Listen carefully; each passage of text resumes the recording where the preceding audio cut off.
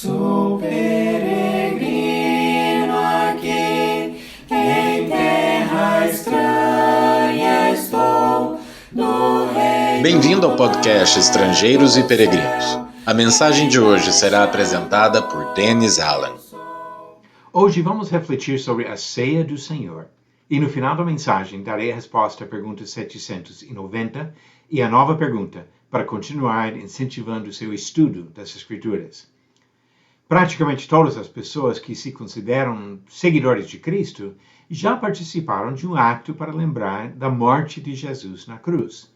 As palavras usadas para identificar esse ato variam de uma tradição religiosa para outra, mas a prática em si quase sempre tem suas raízes na ceia que Jesus celebrou com seus apóstolos na noite antes da sua crucificação.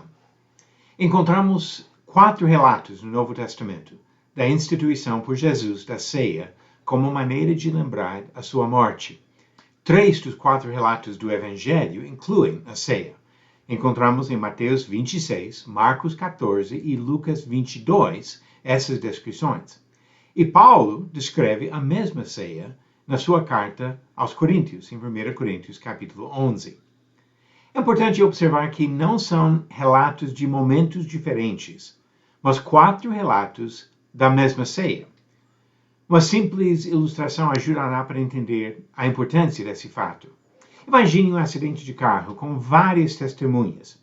Alguns policiais chegam à cena e fazem entrevistas com as testemunhas.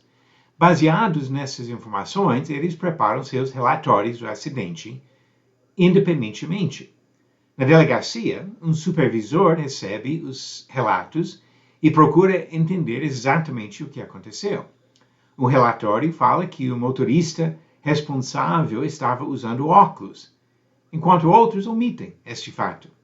2 falam as idades aproximadas dos passageiros dos carros, e outros não comentam sobre isso. Ainda outro fala quem desceu primeiro de cada veículo, mas os outros não incluem este detalhe. Se todas as testemunhas falaram a verdade, e se os policiais foram fiéis nas suas anotações, o supervisor poderá juntar as informações de todos os relatórios para chegar a um entendimento correto do acidente. Agora, vamos considerar a mesma coisa em relação àquela noite em Jerusalém, antes da morte de Jesus. 12 pessoas participaram da ceia. 4 pessoas, uma dessas 12 e 3 outras que não estavam presentes, mas que tiveram acesso às testemunhas, registraram o evento. Um relatório omite um fato, outro omite outro, mas não há nenhuma contradição entre os relatos. Quando juntamos os 4, conseguimos o entendimento correto do que Jesus fez com os apóstolos na ceia. Então, baseado nisso, vamos observar os principais fatos apresentados. O propósito da ceia foi definido por Jesus. Ele disse: "Fazei isto em memória de mim." Lucas 22, versículo 19. A ceia é um memorial, no qual lembramos a morte de Jesus na cruz. Paulo disse, em 1 Coríntios 11, versículo 26, "Porque todas as vezes que comerdes este pão e beberdes o cálice, anunciais a morte do Senhor até que ele venha." Jesus também definiu os símbolos usados e seu significado.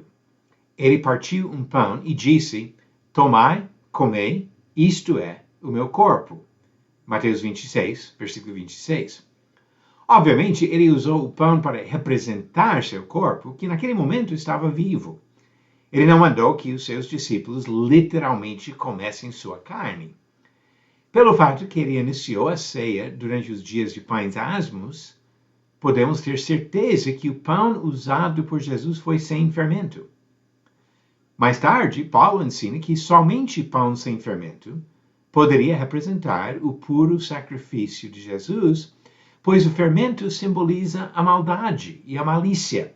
1 Coríntios capítulo 5, do versículo 6 a 8. Depois, Jesus ofereceu um cálice com o fruto da videira e disse: "Isto é o meu sangue, o sangue da nova aliança, derramado em favor de muitos. Marcos 14, versículo 24. No momento em que Jesus falou, obviamente, seu sangue ainda estava nas suas artérias e ainda não tinha sido derramado. Mas os apóstolos entenderam o que nós devemos entender. O cálice representa o sangue de Jesus. Jesus estabeleceu a sequência da ceia. Quando juntamos as informações dos 4 relatos citados, percebemos a ordem desta celebração. Jesus orou agradecendo pelo pão e todos comeram do pão. Depois ele orou outra vez, abençoando o cálice e todos beberam. Uma coisa tão simples, mas de profundo significado. Quando os cristãos participam da ceia do Senhor, é momento para refletir sobre a morte de Jesus e o resgate do pecado que ele nos oferece pelo seu sangue.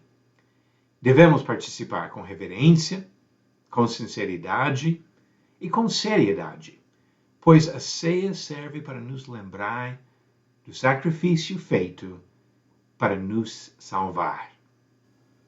A pergunta 790. Qual alternativa completa esta frase do livro de Provérbios? O temor do Senhor é o princípio A, do saber, B, da riqueza, C, da saúde ou D, do conflito? A resposta certa, alternativa A, do saber. Diz Provérbios capítulo 1, versículo 7. O temor do Senhor é o princípio do saber, mas os insensatos desprezam a sabedoria e o ensino. Vamos buscar realmente o conhecimento que leva à sabedoria e evitar essa atitude de insensatez de rejeitar o ensinamento e a sabedoria.